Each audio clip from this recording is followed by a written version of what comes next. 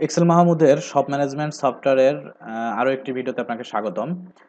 গত পর্ব পর্যন্ত দেখানো ছিল ড্যাশবোর্ড এবং নতুন একটি সাপ্লায়ার্স অ্যাড করার জন্য একটি ফর্ম। আজ করব ক্যাটাগরি বা কাস্টমার এই জাতীয় কয়েকটি ফর্মের কাজ করব। অবশ্যই মনোযোগ দিয়ে দেখবেন। আশা করি এ টু জেড দেখলে আরও কয়েকটি ফর্মের কাজ শিখে যাবেন এবং আপনার শপ ম্যানেজমেন্টের সফটওয়্যারের আরও কয়েকটি কাজ এগিয়ে যাবে।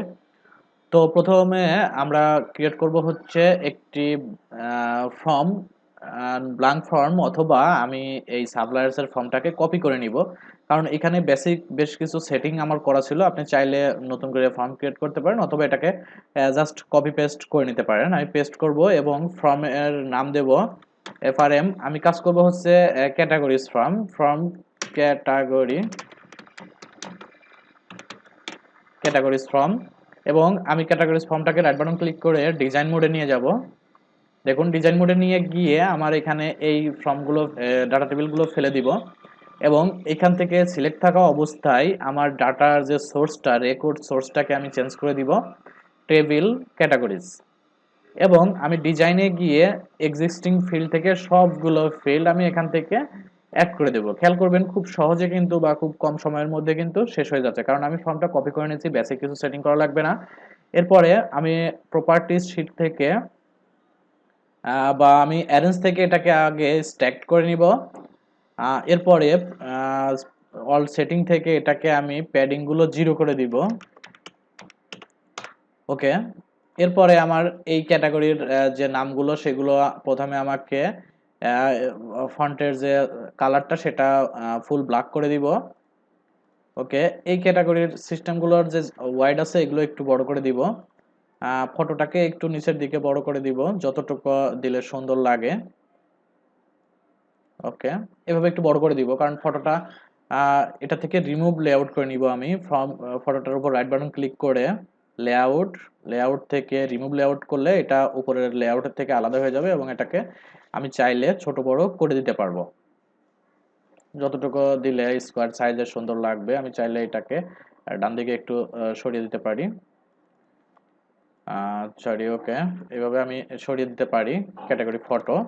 ওকে। আমি যদি ফর্মটাকে একটু রান করি তাহলে দেখুন এখানে ক্যাটাগরির আইডিটা অটো ইনক্রিমেন্ট হবে। ক্যাটাগরির নামটা আপনি নিজে টাইপ করবেন এবং ফটোটার উপরে ডাবল ক্লিক করে আপনি এখান থেকে অ্যাড করে দিতে পারবেন। ওকে। আমি এটাকে ক্লোজ করে দিলাম। ক্লোজ করে আমি আরেকটি ফর্ম ক্রিয়েট করব, সেটা হচ্ছে সাপ্লায়ার্স ফর্মটাকে আবার কপি করব। Copy paste, control C control V দিলে কপি পেস্ট হয়ে যাবে। এবং এই ফর্মটার নাম দিব হচ্ছে কাস্টমার ফর্ম, কারণ আমার সাপ্লায়ার্স ক্যাটাগরি দুটো হয়ে গেছে। এখন আসবে কাস্টমার। কাস্টমারের ফর্মটা আমি ওপেন করব, রাইট বাটন ক্লিক করে আমি ওপেন করব ডিজাইন মোডে নিয়ে। এবং এই ডাটার নিচেই একটু দেখি জায়গা আছে, কাস্টমার্সের কয়েকটি ডাটা ফিল্ড থাকবে। প্রথমে এই ডাটাগুলো আমি ফেলে দিব। দেখুন, ফেলে দিয়ে আমি ডাটা রেকর্ড সোর্স থেকে আমি সাপ্লায়ার্সের পরিবর্তে এখান থেকে কাস্টমার টেবিল কাস্টমার সিলেক্ট করে দিব। অবশ্যই এখানে যে টেবিলের নামটা যেভাবে দেওয়া আছে সেইভাবে এখান থেকে সিলেক্ট করে দিতে হবে। এরপরে আমি ডিজাইন থেকে এক্সিস্টিং প্রপার্টিজ থেকে সবগুলো ডাটা ফিল্ড এখানে সিলেক্ট করে ড্রাগ করে ছেড়ে দিব। ছেড়ে দিয়ে আমি প্রথমে যে সেটিংগুলো করে নিব, ফন্টের কালারটা ফুল ব্ল্যাক দিয়ে দিব।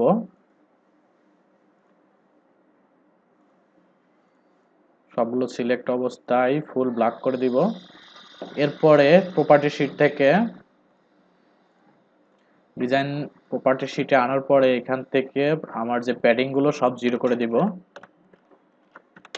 সবগুলো 0 করে দিব। এবং প্রপার্টিজের ডাটা টেবিলের যে সাইজটা, একটু টেক্সট বক্সের সাইজটা একটু বড় করে দিব। চাইলে আমি এখান থেকে স্ট্যাক করে দিব আগে সবগুলোর। এরপরে ডাটার সাইজগুলো বা ফিল্ডের যে প্যাডিংগুলো সেগুলো 0 করে দিব। ওকে। টেক্সট বক্সের সাইজটা একটু ছোট করে দিব। বাটনগুলো আমার সব ঠিকই থাকবে, আগের যে বাটনগুলো আছে সেভাবে থাকবে, এটাকে আমি ছোট করে দিব। ওকে। আমার কাস্টমারের টেবিলটি ফর্মটি হয়ে গেল। এরপরে যাবে এমপ্লয়িজের যে টেবিলটি, সেই টেবিলে অনেকগুলো ডাটা ফিল্ড আছে। সো এটা একটু বড় করা লাগবে। আমি সাপ্লায়ার্সের ফিল্ডটা আবার কপি, সাপ্লায়ার্সের ফর্মটা আবার কপি করে নিব এবং এখানে ফর্মের নাম দিব এফআরএম এমপ্লয়িজ। ওকে। এটাকে আমি একটু ডিজাইন মোডে নিয়ে গিয়ে সবগুলো ডাটা ফিল্ডটাকে ফেলে দিব এবং ডাটা সোর্স থেকে রেকর্ড সোর্স থেকে এখানে এমপ্লয়ি সিলেক্ট করে দিব এবং অ্যারেঞ্জ থেকে ডিজাইন থেকে এক্সিস্টিং ফিল্ড এবং সবগুলোর ডাটা ফিল্ড এখানে ড্রাগ করে দিব। এমপ্লয়ি লিস্টে একটি ডাটা ফিল্ড অ্যাড করা হয়নি, সেটা হচ্ছে এমপ্লয়ি ইমেজ বা এমপ্লয়ি ফটো। এটাকে অ্যারেঞ্জ থেকে স্ট্যাক করে দিব।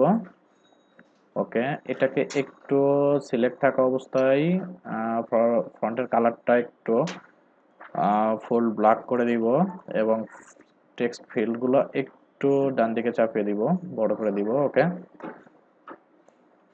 আমি যদি প্রপার্টি শিটে যাই, প্রপার্টি শিটে গিয়ে প্যাডিংগুলো 0 করে দিব। এখান থেকে দেখুন এখানে বটম প্যাডিং, টপ প্যাডিং এগুলো আমি অবশ্যই 0 করে দিব এবং এই লেখাটাকে সেন্টার ক্লিক করে দিব যেন সবগুলো লেখা টাইপ করার সময় আমার সেন্টারে সিলেক্ট হয়। ওকে, ফর্মটা আমি একটু ছোট করে দিব।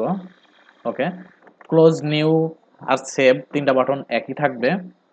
এখন আমি এটাকে যদি ক্লোজ করে দিয়ে আবার ওপেন করি, ফ্রম এমপ্লয়ি, দেখুন ফ্রমের এমপ্লয়ের যে ডিটেলসটা সেগুলো কিন্তু শো করতেছে। অ্যাক্টিভ, ডিঅ্যাক্টিভ এই আইটেমগুলো কিন্তু শো করতেছে। এমপ্লয়ি আইডি আপনি ম্যানুয়াল টাইপ করবেন, এইভাবে কিন্তু ফ্রমের কাজগুলো করে নিতে পারবেন। এমপ্লয়ি এরপরে আসবে কি বাকি আছে দেখি একটু। এমপ্লয়িসের পরে এক্সপেন্সের যে পার্টটা সেটা একটু অন্যরকম কাজ করব, একটু খেয়াল করবেন। আমি যদি সাপ্লায়ার্সটাকে আবার কপি পেস্ট করি, কপি পেস্ট করে এফআরএম এক্সপেন্স দেই। ওকে, এফআরএম ফ্রম এক্সপেন্স এবং রাইট বাটন ক্লিক করে ডিজাইন মোডে নিয়ে গিয়ে সব ফেলে দিব। ফেলে দিয়ে সেই একই সিস্টেমে আমাকে আগে রেকর্ড সোর্স সিলেক্ট করে দিতে হবে, টেবিল এক্সপেন্স। ওকে, ডিজাইন থেকে অ্যাড এক্সিস্টিং ফিল্ড এবং সবগুলো ডাটা ড্রাগ করে এখানে পেস্ট করে দিব। ওকে, আমি যদি অ্যাডেন্স থেকে স্ট্যাক করে দেই এবং সবগুলো আমি প্যাডিংগুলো 0 করে দেই, প্যাডিংগুলো আমি 0 করব অবশ্যই, এবং ফিল্ডের সাইজগুলো একটু বড় করে দিব। এখানে একটি কাজ করে নিব, সেটা হচ্ছে সবগুলো আগে ফন্ট কালারটা চেঞ্জ করে দেই। ডিফল্ট ফন্ট হিসাবে আমি ফন্টের যে ডিফল্ট ফন্ট আছে সেটা এবং কালারটা একটু ব্ল্যাক করে দিব এবং নিচে আমি একটি লিস্ট বক্স আনবো। ডিজাইন থেকে দেখুন আমি যদি নিচে অ্যারো বাটন ক্লিক করি এবং এখান থেকে দেখুন লিস্ট বক্স একটি অপশন আছে, এখানে সিলেক্ট করব এবং সিলেক্ট করা অবস্থায় এই ব্ল্যাঙ্ক অবস্থায় এখানে ক্লিক করব এবং এখানে দেখুন যে আমার এ পর্যন্ত কতগুলো এক্সপেন্স হয়েছে সেগুলো লিস্ট দেখা যাবে এবং সেটা সিলেক্ট করলে যেন এটা চেঞ্জ করা যায় সেই কাজটা এখানে করব। ফাইন্ড রেকর্ড এখানে ক্লিক করে আমি নেক্সট করব এবং সবগুলো আইটেম এখান থেকে অ্যাড করে দিব। ওকে, নেক্সট করব, এরপর নেক্সট, ফিনিশ। এটা করার কারণ হচ্ছে যতগুলো এক্সপেন্স আইটেম আপনার অ্যাড হয়ে গেছে সবগুলো কিন্তু নিচে নিচেই শো করবে বা এই লিস্টে কিন্তু দেখা যাবে। আমি একটু ফর্মটা ওপেন করে দেখি, সেভ করে যদি এক্সপেন্স ফর্মটা ওপেন করি দেখুন এখানে যতগুলো যত ধরনের ডাটা অ্যাড করবেন নিচে নিচেই সবগুলো দেখা যাবে। আমি যখন একবারে ফর্মের কাজ শেষ হয়ে যাওয়ার পরে যখন ডাটা অ্যাড করা শুরু করব তখন এইগুলো আপনি চেক করলে পেয়ে যাবেন। অ্যাড করলে এখানে চলে আসবে এবং এখান থেকে যে কোনো একটা আইটেম সিলেক্ট করলে আপনার এখানে সেটা শো করবে, আপনি চেঞ্জ করে সেভ করে নেবেন। ওকে, আমার এক্সপেন্সের মোটামুটি সিঙ্গেল ফর্মের যে কাজগুলো সেগুলো হয়ে গেল। Suppliers, categories, customer, employees, expense শেষ হয়ে গেছে। এরপরে আশা করি প্রোডাক্টের কাজটা এখনো হয়নি। প্রোডাক্টের কাজটা এখন করব। প্রোডাক্টের কতগুলো ফিল্ড আছে সেগুলো সিঙ্গেল ফর্ম, প্রোডাক্টটাও সিঙ্গেল ফর্ম। সাপ্লায়ার্সকে আবার কপি করে নিব এবং এফআরএম প্রোডাক্ট সিলেক্ট করব এবং প্রোডাক্টের উপরে রাইট বাটন ক্লিক করে ডিজাইন মোডে নিয়ে যাব। আর টোটাল ফর্ম সিলেক্ট থাকা অবস্থায় রেকর্ড সোর্সটাকে আমাকে চেঞ্জ করে দিতে হবে প্রোডাক্ট এবং আর ডিজাইন থেকে অ্যাড এক্সিস্টিং ফিল্ড এবং সবগুলো প্রোডাক্টের নামগুলো এখানে ড্রাগ করে এখানে ছেড়ে দিব। আগের ডাটাগুলো ফেলে দিব, ডাটা টেবিলটাকে ফেলে দিয়ে এটাকে টোটাল অ্যারেঞ্জ থেকে স্ট্যাক করব এবং এখান থেকে সবগুলো ফন্টের সাইজ ব্ল্যাক করে দিব অবশ্যই। আপনি চাইলে একটা ব্যাকগ্রাউন্ড কালার, ফর্মের একটা ব্যাকগ্রাউন্ড কালার দিয়ে দিতে পারেন, সুবিধা হবে, সুন্দর দেখা যাবে। ওকে, আমি কোনো হেডিং রাখবো না, আমি এটাকে প্রপার্টি শিট থেকে, ডিজাইন থেকে প্রপার্টি শিট, এখান থেকে আমি সবগুলো প্যাডিং 0 করে দিব, সবগুলো প্যাডিং 0 করে দিব। ওকে,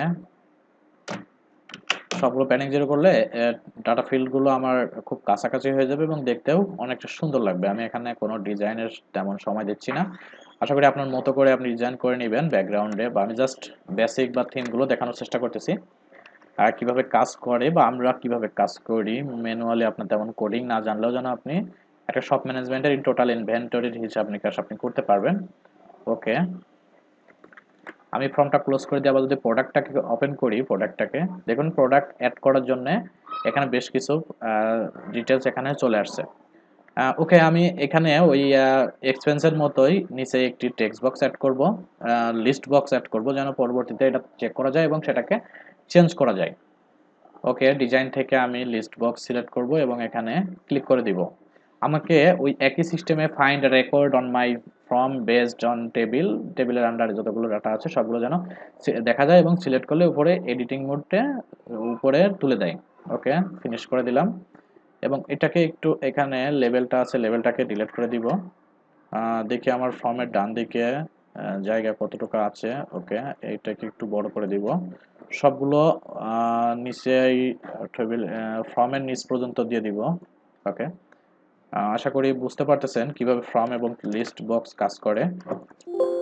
এখানে দেখুন পপআপ উইন্ডোজ ওপেন হবে এবং নিচেই লিস্টগুলো দেখা যাবে। আপনি যে লিস্ট প্রোডাক্টগুলো অ্যাড করবেন সেই অনুপাতে নিচে লিস্টগুলো দেখা যাবে কোন ক্যাটাগরির আন্ডারে এই প্রোডাক্টটা এবং কোন সাপ্লায়ার্সের কাছ থেকে এই প্রোডাক্টগুলো আনা হয়েছে, সেগুলো আপনি চাইলে এটাকে অ্যাড করে ক্লোজ করে দিতে পারবেন বা অ্যাড করে নিউ সেভ করে ক্লোজ করে দিতে পারবেন।